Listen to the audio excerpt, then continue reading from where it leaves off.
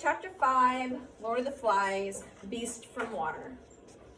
The tide was coming in, and there was only a narrow strip of firm beach between the water and the white, stumbling stuff near the palm terrace. Ralph chose the firm strip as a path because he needed to think, and only here could he allow his feet to move without having to watch them. Suddenly, pacing by the water, he was overcome with astonishment. He found himself understanding the wearisomeness of his life, where every path was an improvisation and a considerable part of one's waking life was spent watching one's feet. He stopped facing the strip, and remembering that first enthusiastic exploration as though it were part of a brighter childhood, he smiled jeeringly. He turned then, walked back toward the platform with the sun in his face. The time had come for the assembly, and he had walked into the concealment splendors of the sunlight. He went carefully over the points of the speech. There must be no mistake about this assembly. No chasing imaginary. He lost himself in a maze of thoughts that were rendered vague by his lack of words to express them. Frowning, he tried again. This meeting must not be fun, but business. Are we good, guys? You good? Okay. At that, he walked faster, aware all at once of urgency in the declining sun and a little wind created by his speed that breathed about his face. This wind pressed his gray shirt against his chest so that he noticed, in this new mood of comprehension, how the folds were stiff like cardboard and unpleasant. Noticed, too, how the frayed edges of his shorts were making an uncomfortable pink area on the front of his thighs. With a convulsion of the mind, Ralph discovered dirt and decay, understood how much he disliked perpetually flicking the tangled hair out of his eyes, and at last, when the sun was gone, rolling noisily to rest among the dry leaves, at that he began to trot. The beach near the bathing pool was dotted with groups of boys waiting for the assembly. They made way for him silently, conscious of his grim mood and the fault of the fire. The place of assembly in which he stood was roughly a triangle, but irregular and sketchy, like everything they made. First, there was the log on which he himself sat, a dead tree that must have been quite exceptionally big for the platform. Perhaps one of those legendary storms of the Pacific had shifted it here. This palm trunk lay parallel to the beach, so that when Ralph sat, he faced the island, but to the boys, he was a darkish figure against the shimmer of the lagoon. The two sides of the triangle of which the log were based was evenly defined. On the right was a log polished by restless seats along the top, but not so large as the chief's and not so comfortable. On the left were 4 small logs, one of them, the farthest, lamentably springy. Assembly after assembly had broken up in laughter when someone had leaned too far back and the log had whipped and thrown half a dozen boys backwards into the grass. Yet now, he saw, no one had had the wit, not himself, not Jack, nor Peggy, to bring a stone and wedge it underneath the thing, so they would continue enduring the ill-balanced twister because, and again, he lost himself in deep waters. So you see that he has this passage of time here, right? He's stopping and he's assessing himself, and he notices his shorts, he notices his hair, and does he like it? No, and he's going, we have been here a long time, and we might be here a little bit longer. And then he's noticing these simple things that they have not bothered to fix yet. Like A, all meetings end in maniacal laughter, okay? There are simple things that they can do to fix that, like this log that keeps tipping back and forth and the kids are getting on and playing on during the meetings, right? He could have taken a rock and shoved it underneath there. Bam, it's fixed. So are they starting to get a little bit more serious? Or Ralph is starting to think they need to get a little bit more serious. Yeah, okay, and he's going, I really don't want to spend the rest of my life here. Grass was worn away in front of each trunk, but grew tall and untrodden in the center of the triangle. Then, at the apex, the grass was thick again because no one sat there. All around the place of assembly, the gray trunks rose, straight or leaning, and supported the low roof of leaves. On 2 sides was the beach, behind, the lagoon, in front, the darkness of the island. Ralph turned to the chief's seat. They had never had an assembly as late before. That was why the place looked so different. Normally, the underside of the green roof was lit by a tangle of golden reflections, and their faces were lit upside down. Like, thought Ralph, when you hold an electric torch in your hands. But now the sun was slanting in at one side, so the shadows were where they ought to be. Again, he fell into that strange mood of speculation that was so foreign to him. If faces were different when lit from above or below, what was a face? What was anything?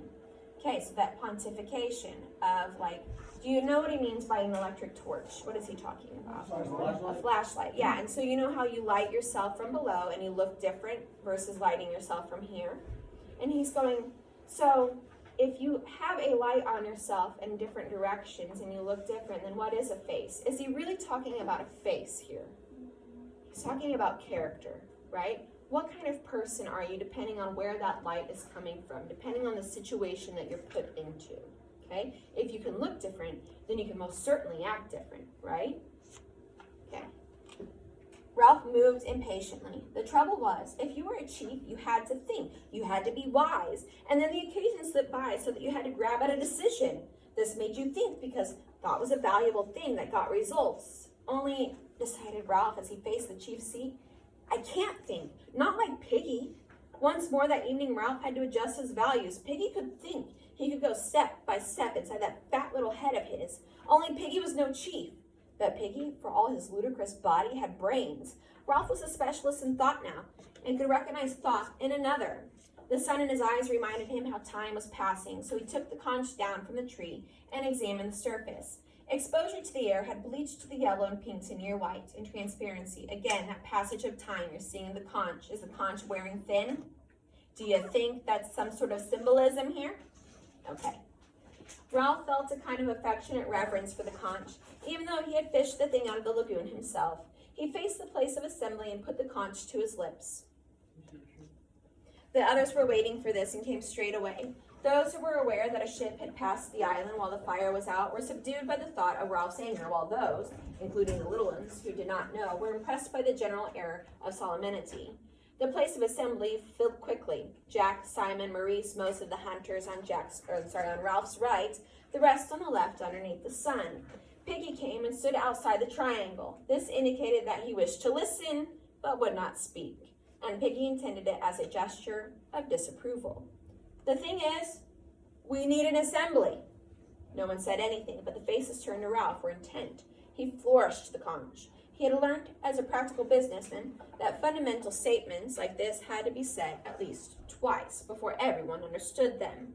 One had to sit, attracting all eyes to the conch, and drop words like heavy, round stones among the little groups that crouched or squatted.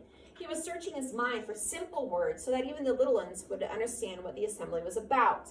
Later, perhaps, practiced debaters, Jack, Maurice, Piggy, would use their whole art to twist the meeting. But now, at the beginning of the subject, the debate must be laid out clearly.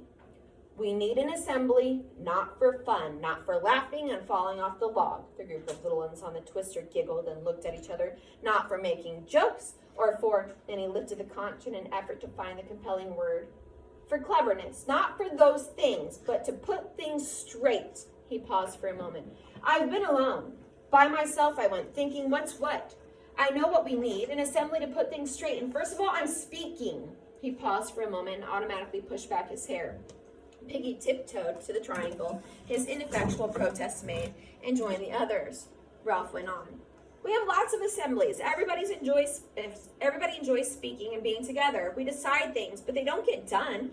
We were going to have water brought from the stream and left in those coconut shells under fresh leaves. So it was for a few days.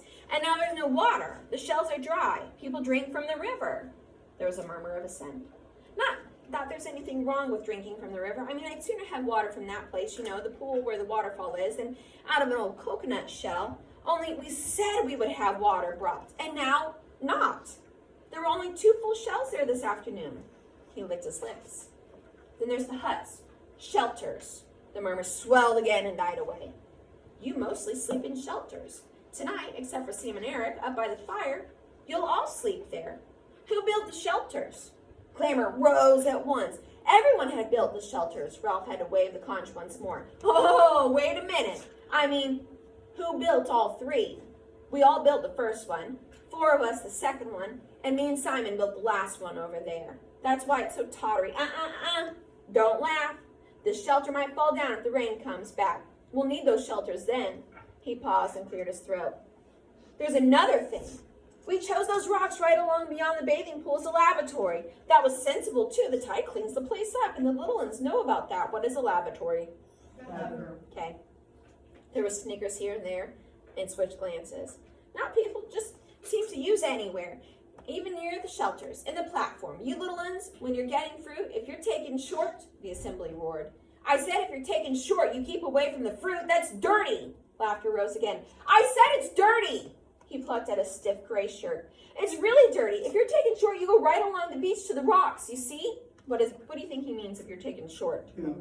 Yeah, if you've got to go to the bathroom, like, and you can't hold it, like, at least get to the rocks, okay? Because these little ones, where are they going at? The fruit. They're going in the fruit, where they eat. What do you know about what happens whenever feces is contaminated with food? Bacteria. Bacteria. You get sick. Not to mention, it's absolutely disgusting, right? But you get sick. Piggy held out his hands for the conch, but Ralph shook his head. His speech was planned point by point. We've all got to use the rocks again. The place is getting dirty. He paused. The assembly, sensing a crisis, was tensely expected. And then, about the fire. Ralph let out a spare breath with a little gasp that was echoed by the audience. Jack started to chip a piece of wood with his knife and whispered something to Robert, who looked away. The fire is the most important thing on the island. How can we ever be rescued except by luck if we don't keep a fire going? Is a fire too much for us to make? He flung out an arm. Look at us. How many are we? And yet we can't keep a fire going to make smoke? Don't you understand? Can't you see we ought to die before we let that fire go out? There was a self-conscious giggling among the hunters, and Ralph turned on them passionately. You hunters, you can laugh, but I tell you the smoke is more important than the pig, however often you kill one. Do you all see? He spread his arms wide and turned the whole triangle. We've got to make smoke up there, or die. He paused, feeling for his next point. And another thing, someone called out. Too many things! There was a mutter of agreement, and Ralph overrode them. And another thing! We nearly set the whole island on fire, and we waste time rolling rocks, making little cooking fires. And now I say this, and I make it a rule because I am cheap. We won't have a fire anywhere but on the mountain. Ever. There was a row immediately. What is a row in that sense? A row immediately. Shouting, a riot. Okay, if you guys remember Phantom Tollbooth, they used that word a lot in that book, okay? Yeah, row it's like this giant, huge noise in an argument, okay?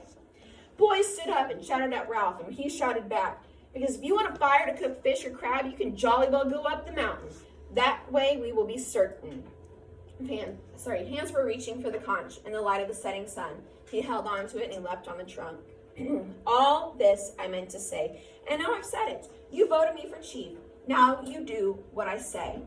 They quieted, slowly, and at last receded again, and Ralph dropped down and spoke in his ordinary voice. So remember, the rock's for a lavatory, keep the fire going, smoke showing as a signal. Don't take fire from the mountain, take your food up there. Jack stood up, scowling in the gloom, and held out his hands. I haven't finished yet. But you've talked and talked. I've got the conch. Jack sat down, grumbling. What does that show? Conch still has power. The conch still has power. What? There's still law and order. But Very Jack good. is also opposing the conch. Yeah. but And Ralph's- Jack wants it, but he does respect. Okay, fine. He's grumbling, but he does sit and listen. Then the last thing. This is what people can talk about. He waited until the platform was very still. Things are breaking up. I don't understand why. We began well, we were happy, and then he moved the conch gently, looking beyond them, then at nothing, remembering the beastie, the snake, the fire, the talk of fear. Then people started getting frightened. A murmur, almost a moan, rose and passed away. Jack had stopped whittling. Ralph went on abruptly. But that's little one's talk. We'll get that straight. So the last part, the bit that we can talk about, is kind of deciding on the fear. The hair was creeping into his eyes again. We've got to talk about the fear and decide that there's nothing in it. I'm frightened myself sometimes, only that's nonsense, like bogies. And then when we've decided, we can start again and be careful about things like the fire. A picture of three boys walking along the bright beach flitted through his mind and made him happy. And be happy, he said. Ceremonially, Ralph laid the conch on the trunk beside him as a sign that the speech was over. What sunlight reached them was level. Jack stood up and took the conch. So this is a meeting to find out what's what. I'll tell you what's what. You little and started all this with the fear talk. Beasts. Where from? Of course we're frightened sometimes, but we put up with being frightened. Only Ralph says you scream at night. What does that mean but nightmares? Anyway, you don't hunt or build or help. You're a lot of crybabies and sissies, that's what. And as for the fear, you'll have to put up with it like the rest of us. Ralph looked at Jack, open-mouthed, but Jack took no notice. The thing is, fear can't hurt you any more than a dream. There aren't any beasts to be afraid of on this island. He looked along the row of whispering little ones. Serves you right if something did get you, you useless lot of crybabies. But there is no animal. Ralph interrupted him testily. What is all this? Who said anything about an animal? You did the other day. You said they dream and cry out. Now they talk. Not only the little ones, but my hunters sometimes talk of a thing, a dark thing, a beast, some sort of animal. I've heard. You thought not, didn't you? Now listen, you don't get big animals on small islands, only pigs. You only get lions and tigers in big countries like Africa and India. And the zoo. I've got the conch. I'm not talking about fear. I'm talking about the beast. Be frightened if you like. But as for the beast, Jack paused, cradling the conch, and turned to his hunters with their dirty black caps. Am I a hunter or am I not? They nodded simply. He was a hunter, all right. No one doubted that. Well then, I've been all over this island by myself. If there was a beast, I'd have seen it. Be frightened because you're like that. But there is no beast in the forest. Jack handed back the conch and he sat down. The whole assembly applauded him with relief. And then Piggy held out his hand. I don't agree with Jack, but with some, of course, there isn't a beast in the forest. How could there be? What would a beast eat? Pig. We eat pig. Piggy! I got the conch, said Piggy indignantly. Ralph, they aren't shut up, aren't they? You shut up, you little uns. What I mean is that I don't agree about this here fear. Of course, there isn't nothing to be afraid of in the forest. Why, I've been there myself. You'll be talking about ghosts and such things next. We know what goes on, and if there's something wrong, there's someone to put it right. He took off his glasses, and he blinked at them, and the sun had gone as if the light had been turned off, and he proceeded to explain. If you get a pain in your stomach, whether it's a little one or a big one, yours is a big one. When you get done laughing, perhaps you can get on with the meeting, and if the little ones climb back on the twister again, they'll fall off in a half a second. So they might as well sit on the ground and listen. No, you have doctors for everything, even on the inside of your mind. You don't really mean that, and we have to be frightened all the time of nothing. Life, said Piggy expansively, is scientific. That's what it is. In a year or two, when the war's over, they'll be traveling to Mars and back. I know there isn't no beast, not with claws and all that. I mean, I know there isn't no fear either. Piggy paused. Unless, Ralph moved restlessly. Unless what?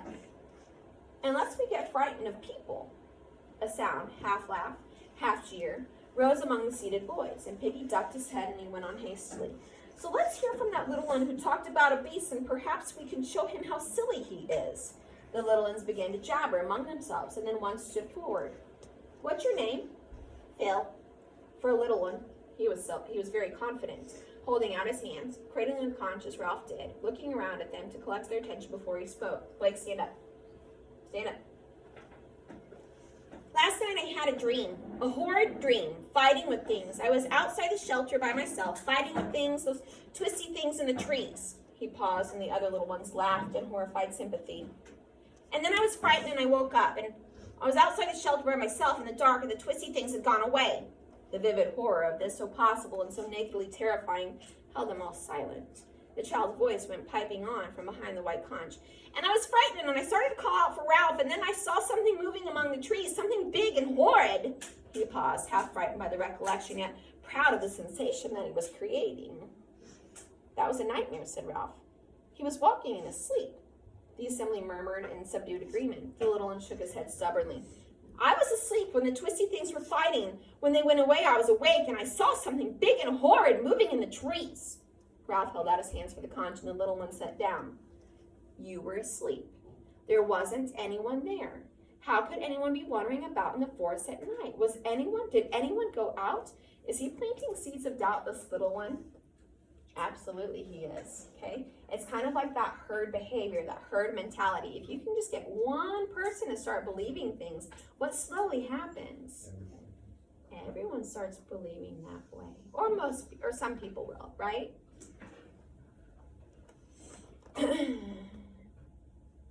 There was a long pause while the assembly grinned at the thought of anyone going out in the darkness, and then Simon stood up and Ralph looked at him in astonishment.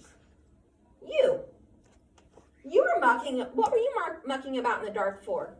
Simon grabbed the conch convulsively. Remember, Simon is the one that they describe as being like a martyr-like, almost Christ-like.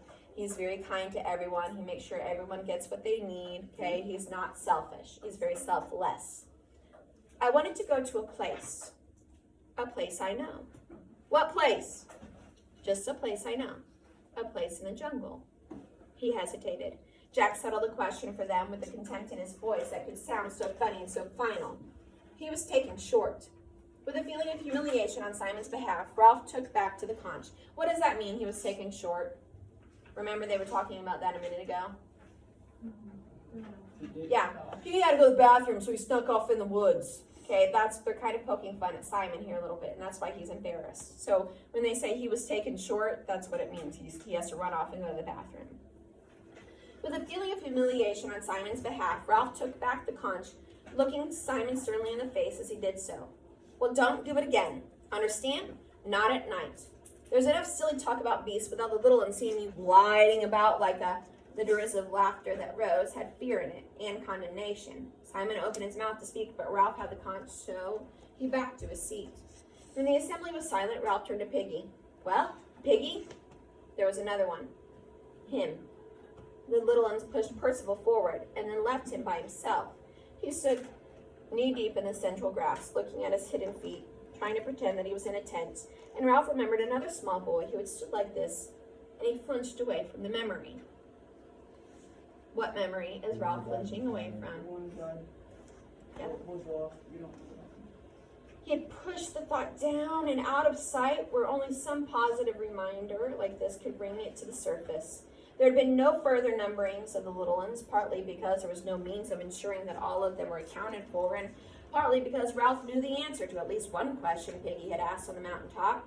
There were little boys, fair, dark, freckled, and all dirty, but their faces were all dreadfully free of major blemishes.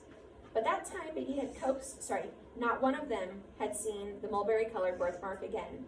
By that time Piggy had coaxed and bullied, tactfully admitting that he remembered the unmentionable. Ralph nodded to Piggy. Go on. Ask him. Piggy knelt, holding the conch. Now then, what's your name? The small boy twisted away into his tent. Piggy turned helplessly to Ralph, who spoke sharply. What's your name? Tormented by the silence and refusal, the assembly broke into a chant. What's your name? What's your name? Quiet! Ralph peered at the child in the twilight. Now tell us, what's your name? Percival Wemyss Madison, the Vicarage, Parkour Street, Anthony, Hance, telephone. As if this information was rooted far down in the springs of sorrow, the little one wept. His face puckered. The tears leapt from his eyes. His mouth opened until they could see a square black hole. And at first he was a silent effigy of sorrow, but then the lamentation rose out of him, loud and sustained as the conch. Shut up, you! Shut up! So what's this little boy doing? Crying, like hysterically. So they're like, who are you? What's your name? And he starts reciting his name, his address, his phone number, okay? Because that's what little kids are ingrained to do, right? And then at that moment, he recognizes, like, this isn't who I am anymore. I'm not the boy that lives at this address. I am not the boy with this telephone number, okay? And that's when the tears start. And everyone else can't handle it, and they're telling him to shut up. Why? Why are they telling him to shut up? It's gonna be a group cry. Okay. Percival Wemyss Madison would not shut up. A spring had been tapped, far beyond the reach of authority or even physical intimidation. The crying went on, breath after breath, and seemed to sustain him upright as if he were nailed to it. Shut up! Shut up! For now the little ones were no longer silent. They were reminded of their personal sorrows and perhaps felt themselves to share in a sorrow that was universal. They began to cry in sympathy, two of them almost as loud as Percival. Maurice saved them, and he cried out, Look at me! Look at me! He pretended to fall over, and he rubbed his rump, and he sat on the twister so that he fell into the grass. He clowned badly, but Percival and the others noticed and sniffed and laughed. And presently they were all laughing so absurdly that the big uns joined in. Jack was the first to make himself heard. He had not got the conch, and thus spoke against the rules, but nobody really minded. What just happened? Who's speaking without the conch? Okay. Jack, okay? And what about the beast? Something strange was happening to Percival. He yawned and staggered so that Jack seized and shook him. Where does the beast live? Percival sagged in Jack's grip. That's a clever beast, said Piggy, jeering, if it can hide on this island. Jack's been everywhere. Where could a beast live? Beast my foot. Percival muttered something and the assembly laughed again. Ralph leaned forward. What does he say? Jack listened to Percival's answer and then let go of him. Percival, released, surrounded by the comfortable presence of humans, fell in the long grass and went to sleep. Jack cleared his throat and then reported casually. He says the beast comes out of the sea. The laugh died away. Ralph turned involuntarily. A black humped figure against the lagoon. The assembly looked with him, considered the vast stretches of water, the high sea beyond, considered the vast stretches of water, the high sea beyond, an unknown indigo of infinite possibility, heard silently the sough and whisper from the reef. Maurice spoke so loudly that they jumped. Daddy said they haven't found all the animals in the sea yet. Argument started again. Ralph held out the glimmering conch, and Maurice took it obediently. The meeting subsided. I mean, when Jack says you can be frightened because people are frightened anyway, that's all right, but when he says there are only pigs on this island, I expect he's right, but he doesn't know, not really, not certainly, I mean, Maurice took a breath. My daddy says there's things, what do you call them, that make ink, squids, that are hundreds of yards long and eat whales whole. He paused again and laughed gaily. I don't believe the beasts, of course, as Piggy says, life's scientific, but we don't know, do we? Not certainly, I mean, someone shouted. A squid couldn't come out of the water. Couldn't. In a moment, the platform was full of arguing, gesticulating shadows. To Ralph, seated, this seemed the breakup of sanity. Fear, beasts, no general agreement that the fire was all important, and when one tried to get the thing straight, the argument sheared off, bringing up fresh, unpleasant matter. He could see a whiteness in the gloom near him, so he grabbed it from Maurice and blew as loudly as he could. The assembly was shocked to silence. Simon was close to him, laying hands on the conch. Simon felt a perilous necessity to speak, but to speak in assembly was a terrible thing to him. Maybe, he said hesitantly, maybe there is a beast. The assembly cried out savagely, and Ralph stood up in amazement. You? Simon? You believe this? I don't know, said Simon. His heart breaks. Heartbeats were choking him. But the storm broke. Sit down! Shut up! Take the conch! So you! Shut up! Ralph shouted. Hear him! He's got the conch! What I mean is, maybe it's only us. Nuts! That was from Piggy. Shocked out of decorum, Simon went on. We could be sort of... Simon became inarticulate in his effort to express mankind's essential illness. Inspiration came to him. What's the dirtiest thing there is? As an answer, Jack dropped into the uncomprehending silence that followed into one's crude expressive syllable. Release was immense. Those little ones who had climbed back on the twister fell off again and did not mind. The hunters were screaming with delight. Simon's effort fell about him in ruins. The laughter beat him cruelly, and he shrank away, defenseless, to his seat. At last, the assembly was silent again. Someone spoke out of turn. Maybe he means it's some sort of ghost. Ralph lifted the conch and peered into the gloom. The littlest thing was the pale beach. Surely the little ones were nearer? Yeah. There was no doubt about it. They were huddled in a tight knot of bodies in the central grass. A flurry of wind made the palms talk, and the noise seemed very loud now. And the darkness and silence made it noticeable. Two gray trunks rubbed each other with an evil speaking that no one had noticed by day. Piggy took the conch out of his hands. His voice was indignant. I don't believe in no ghosts, ever. Jack was up too, unaccountably angry. Who cares what you believe, fatty? I got the conch. There was the sound of a brief tussle. The conch moved to and fro. You give me the conch back! Ralph pushed between them and got a thump on the chest. He wrestled the conch from someone and sat down breathlessly. There's too much talk about ghosts. We ought to have left all this for the daylight. A hushed and anonymous voice broke in. Perhaps that's what the beast is. A ghost. The assembly was shaken, as if by a wind. There's too much talking out of turn, Ralph said, because we can't have proper assemblies if you don't stick to the rules. He stopped again. The careful plan of this assembly had broken down. What'd you want me to say, then? I was wrong to call this assembly so late? We'll have a vote on them. On ghosts, I mean. And then go to shelters because we're all tired. No, Jack isn't. Wait a minute. I'll say here, and now that I don't believe in ghosts, or I don't think I do, but I don't like the thought of them. Not now that it's in the dark, but we were going to decide what's what. He raised the conch for a moment. Very well, then I suppose what's what is whether there are ghosts or not. He thought for a moment, formulating the question. Who thinks that there may be ghosts?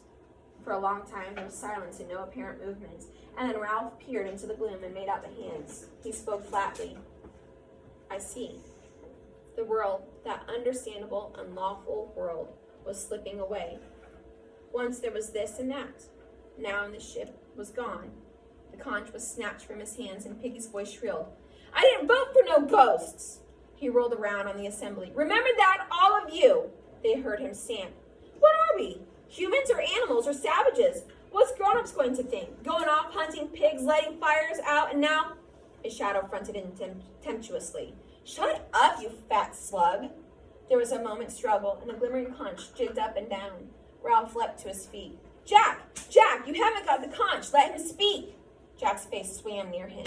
And you shut up. Who are you anyway, sitting there telling people what to do? You can't hunt. You can't sing. I'm chief. I was chosen. Why should choosing make any difference? Just giving orders that don't make any sense. Piggy's got the conch. That's right. Favor Piggy as you always do. Jack! Jack's voice sounded in bitter mimicry. Jack! Jack! The rules, shouted Ralph. You're breaking the rules. Who cares? Ralph summoned his wits. Because the rules are the only thing that we've got. But Jack was shouting against him. Bollocks to the rules. We're strong. We hunt. If there's a beast, we'll hunt it down. We'll close in and beat it and beat and beat. He gave a wild whoop and leapt down to the pale sand. At once the platform was full of noise and excitement, scrambling, screams, and laughter. The assembly shredded away and became a derisive and random scatter. Don't be packing, I'm reading. You can pack when the bell rings. Scatter from the palms to the water and away along the beach. Beyond night sight. Ralph found his cheek, touching the conch, and took it from Piggy. What's grown-ups going to say? Cried Piggy again. Look at him. The sound of mock hunting, hysterical laughter, and a real terror came from the beach. Blow the conch, Ralph. Piggy was so close that Ralph could see the glint of his one glass. There's the fire. Can't they see? You've got to be tough now. Make them do what you want. Okay, finishing up chapter 5, Lord of the Flies. Ralph answered in the cautious voice of one who rehearses a theorem. If I blow the conch and they don't come back, then we've had it. We shan't keep the fire going. We'll be like animals. We'll never be rescued. If you don't blow, we'll soon be animals anyway. I can't see what they're doing, but I can hear. The dispersed figures had come together in the sand and were a dense black mass that revolved. They were chanting something, and the little ones that had enough were staggering away, howling. Ralph raised the conch to his lips and then lowered it. The trouble is, are there ghosts, Piggy? Or beasts? Of course there aren't. Why not? 'Cause things wouldn't make sense. Houses and streets and TV, they wouldn't work. The dancing, chanting boys had worked themselves away till their sound was nothing but a wordless rhythm. But suppose they don't make sense, not here on this island. Supposing things are watching us and waiting. Ralph shuddered violently and moved closer to Piggy, so that they bumped frighteningly. You stop talking like that. We got enough trouble, Ralph, and I've had as much as I can stand. If there's ghosts, we ought to give up being chief. Hear him? Oh, Lord, no. Piggy gripped Ralph's arm. If Jack was chief, he'd have us all hunting and no fire. We'd all be here till we died. His voice ran up to a squeak. Who's that sitting there? Me. Simon. Fat lot of good we are, said Ralph. 3 blind mice. I'll give up. If you give up, said Piggy in an appalled whisper. What'd happen to me? Nothing. He hates me. I don't know why. If he could do what he wanted, you're all right. He respects you. Besides, you'd hit him. You were having a nice fight with him just now. I had the conch, said Piggy simply. I had a right to speak. Simon stirred in the dark. Go on being chief. You shut up, young Simon. Why couldn't you say there wasn't a beast at all? I'm scared of him, said Piggy. And that's why I know him. If you're scared of someone, you hate him. But you can't stop thinking about him. You kid yourself, he's all right, really. And then when you see him again, it's like asthma and you can't breathe. And I tell you what, he hates you too, Ralph. Me? Why me? I don't know. You got him over the fire and you're chief and he isn't. But he's Jack Merridale. I've been in bed so much I done some thinking. I know about people. I know about me and him. He can't hurt you, but if you stand out the way he hurt the next thing, and that's me. Piggy's right, Ralph. There's you and Jack. Go on being chief. We're all drifting and things are being rotten. At home, there's always a grown-up. Please, sir. Please, miss. And then you got your answer. How I wish. I wish my auntie was here. I wish my father. What's the use? Keep the fire going. The dance was over, and the hunters were going back to the shelters. Grown-ups know things, said Piggy. They ain't afraid of the dark. They'd meet and have tea and discuss, and then things would be all right. They wouldn't set fire to an island or lose. They'd build a ship. The three boys stood in the darkness, striving unsuccessfully to convey the majesty of adult life. They wouldn't quarrel, or break my specs, or talk about a beast. If only they could get a message to us, cried Ralph desperately. If only they could send us something grown up, a sign or something. A thin wail out of the darkness chilled them and set them grabbing for each other. And then the wail rose, remote and unearthly, and turned into an inarticulate gibbering. Percival Wemyss Madison of the Vicarage, Harcourt Street, Anthony, lying in the long grass, was living through circumstances in which the incantation of his address was powerless to help him.